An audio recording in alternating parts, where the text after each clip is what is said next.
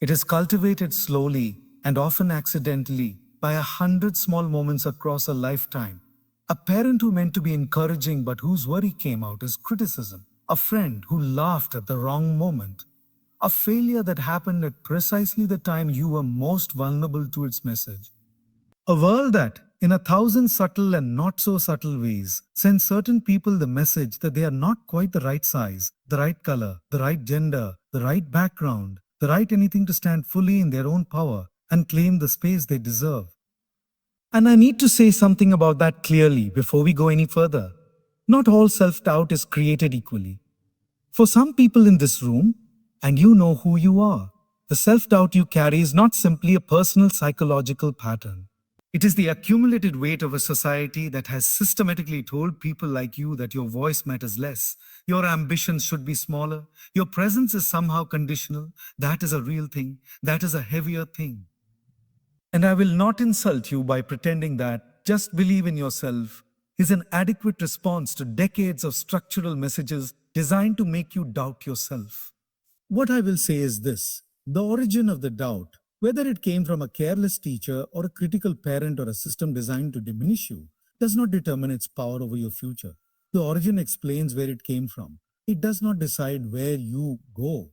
Oh, sushi. And the work we're doing today is the work of refusing to let what was done to you determine what you do with what's left out, because you are still here. You are still in this room. You are still reading, still listening, still reaching. And that means the doubt has not won. Not yet. Not complete. And it is not going to win today. Let me tell you about a man named Albert. You may know his story. Albert was a child who was considered so slow by his early teachers that one of them reportedly told his parents he was too stupid to learn. He didn't speak fluently until he was 4 years old. He failed his entrance exam to the Swiss Federal Polytechnic School on his first attempt. After finally graduating, he couldn't get an academic job. He was rejected by university after university, so he took a job as a patent clerk, third class. A low-level bureaucrat reviewing other people's ideas while quietly nursing a growing gnawing doubt that perhaps the teachers who called him stupid had been right all along. Albert Einstein spent years in that patent office. Years in which the voice of self-doubt must have been loud. Years in which the gap between what he felt stirring inside his mind and what the world had told him he was capable of must have felt enormous, vertiginous, potentially humiliating. And in those years, in the very years that looked from the outside like failure and stagnation and being left behind, he developed the special theory of relativity, the general theory of relativity, the photoelectric effect for which he would eventually win the Nobel Prize. The foundational ideas that would rewrite humanity's understanding of space, time, energy, and matter. He did this work in the margins of a life that looked like mediocrity. He did it while the voice of every person who had ever called him slow was still echoing somewhere in the architecture of his memory. He did it not because the doubt was gone, but because the curiosity was stronger than the doubt. Because the love of the questions was greater than the fear of the wrong answers. Now, I want you to hold that image. A patent clerk, third class, the man who would change physics forever, sitting in a modest office, reviewing other people's inventions, with a mind that had been called too stupid to learn, working quietly and persistently on the ideas that would make him one of the most important human beings who ever lived. Where in your life are you the patent clerk? Where are you doing the work that looks small from the outside, while something enormous is quietly growing inside you? Where have you let the voices of people who misunderstood your timeline, who confused your process with your potential, convince you that you are less than you are? Now I want to get specific about what self-doubt actually is, because I think most people misunderstand it. And when you misunderstand your enemy, you fight it wrong. And when you fight it wrong, you lose. Not because the enemy was stronger, but because your strategy was mismatched to the actual challenge. Self-doubt is not at its core a rational assessment of your abilities.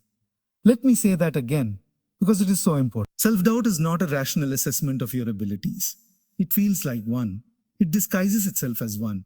It presents itself with the calm, measured tone of objective analysis. It says, I'm not being negative, I'm being realistic. I'm not being self-destructive, I'm being humble. I'm not limiting myself, I'm just seeing things clearly. but genuine objective assessment of your abilities, what psychologists call accurate self evaluation, sounds different from self doubt. Accurate self evaluation says, I haven't learned this skill yet, so I need to practice before I'm ready. Self doubt says, I'm just not the kind of person who can learn this. Accurate self evaluation says, this failed because of specific factors I can identify and address. Self doubt says, this failed because something is fundamentally wrong with me. Accurate self evaluation is specific, temporary, actionable. Self doubt is global, permanent, and paralyzing. Can you hear the difference? Accurate self evaluation leads to growth, self doubt leads to avoidance. And the cruel sophistication of self doubt is that it so perfectly mimics the voice of wisdom that we stop questioning it. We accept its verdicts. We organize our lives around its limitations. We make it the architect of our choices. And then years later, we look back at a life shaped by a voice that was never telling us the truth. And we wonder what happened to the person we used to believe we could be. That there is a psychological concept called the imposter syndrome. Some of you have heard of this. For those who haven't, imposter syndrome is the persistent, irrational belief that you are a fraud, that your accomplishments are not real, or that they are a result of luck rather than ability, that you have somehow fooled the people who believe in you, and that sooner or later someone is going to find out. Someone is going to pull back the curtain and expose the truth that you've been hiding, that you are not as competent, as intelligent, as capable as people seem to think. Here is the extraordinary thing about imposter syndrome. Research shows that it is most common not among the least competent people, but among the most accomplished.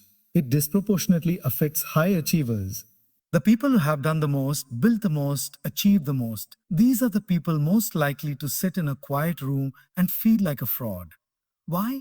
Because the more you accomplish, the higher the stakes, the more visible you become, the more there is to lose. The more people believe in you, the more terrifying the idea of disappointing them. So if you are sitting here today feeling like a fraud, if part of you is waiting to be found out, waiting for the moment when the world catches up with what you believe to be true about your inadequacy, I want you to know something. That feeling is not evidence of your fraudulence. That feeling is actually very common among people who are precisely not frauds.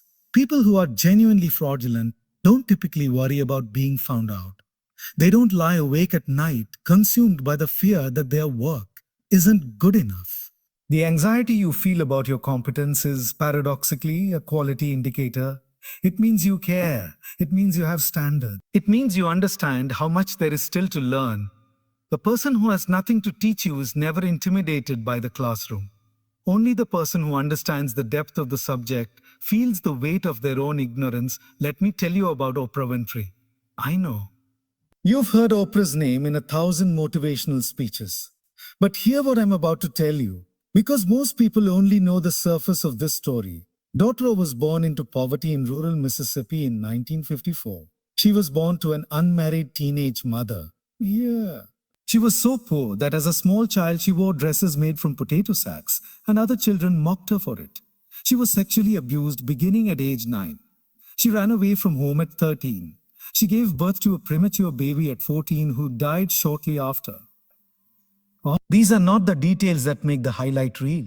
These are the details that shape the self-doubt. Because when you grow up in those conditions, when the earliest messages the world sends you are, you don't matter, you have no value, your body is not your own. The people who should protect you will not protect you. You don't build a robust, unshakable sense of self-worth. You build something fragile, something that the world is constantly threatening to break. And here is what most people don't know about Oprah. Even at the height of her success, when she was the most powerful woman in the entertainment industry, when her name was literally synonymous with influence and empathy and success, she struggled with deep, corrosive self-doubt. She has spoken openly about this.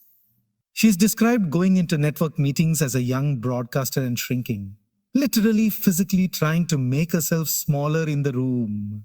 She has talked about the internal voice that told her she wasn't smart enough, wasn't polished enough, wasn't the right image of what a successful woman was supposed to look like, and she built an empire anyway. Not because the voice went away, because she stopped giving it the final word. Here is what I need you to understand about Oprah's story, and about every story like it. The self-doubt was real. The fear was genuine. The internal voice of inadequacy was present for virtually every significant thing she ever did.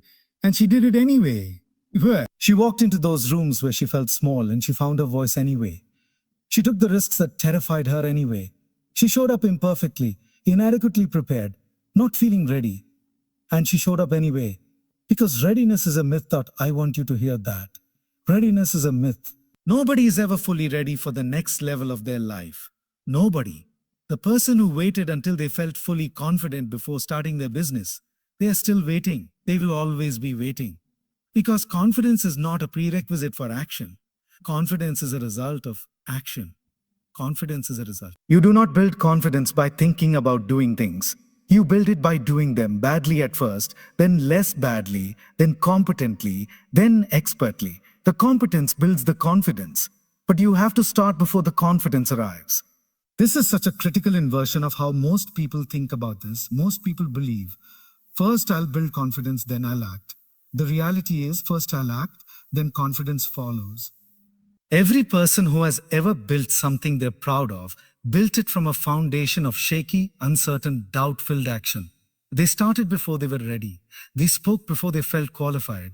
They raised their hand before they were certain of the answer. And in the doing, the confidence grew. Now I want to talk about comparison. Because in the modern world, in the age of curated highlight reels and social media, and instant access to everyone else's seemingly perfect life, comparison has become one of the most powerful amplifiers of self-doubt that has ever existed in human history. Theodore Roosevelt said it over a century ago, comparison is the thief of joy. But he said it in a world where you could only compare yourself to the relatively small number of people you actually knew. Today, you carry in your pocket a device that allows you to compare yourself in real time to the 7 best dressed, most successful, most attractive, most accomplished people in your specific field, anywhere on the planet. You can watch someone's highlight reel, the 20 perfect seconds they chose from their entire day, and unconsciously compare it to your behind-the-scenes footage, their peak to your average, their edited to your raw, their performance to your reality. And every time you do that comparison, self-doubt wins a small victory. Because you are not comparing like with like. You are comparing the most polished version of their life to the most honest version of yours. Of course, you come up short. Anyone would. The comparison is rigged from the beginning. Let me tell you something about what happens behind the scenes of the lives you're comparing yourself to. Because I've had the privilege of spending time with people who, from the outside, look like they have it all together. I've sat with executives who run billion-dollar companies and who confess at midnight, with 2 drinks in them, that they still feel like they're winging it. I've spoken with artists whose work has been celebrated globally, who still feel a physical anxiety before every new project. The terror that this time they won't be able to do it. That the last success was the fluke, and now the real truth is about to be revealed.